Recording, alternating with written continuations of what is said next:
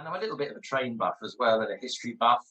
And I like exploring landscapes. I started as an artist because I spent a lot of time and I still spend a lot of time in the Lake District enjoying the mountain. I had no art education, formal art education, until I was 45. A lot of the work that I've been doing in the last year or two, particularly in relation to my master's, has been around my almost chance discovery, in a way, of a disused railway line on the island of Anglesey. It's still there substantially, but nature has progressively reclaimed it.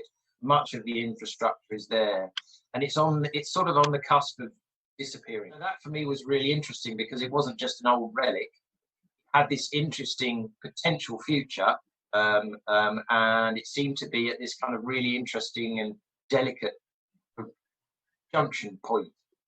It's supposed to be the shape of the island of Anglesey. Yeah. Is that correct? Yeah. It's very apparent from the sort of hypnotic sort of nature of the drawing that you were definitely in a sort of flow state when you were producing it. I've just drawn inwards with copper, very highly reflective and lovely copper ink, working my way inwards. Each time I go round and I meet the route, the line of the railway. You worked inwards.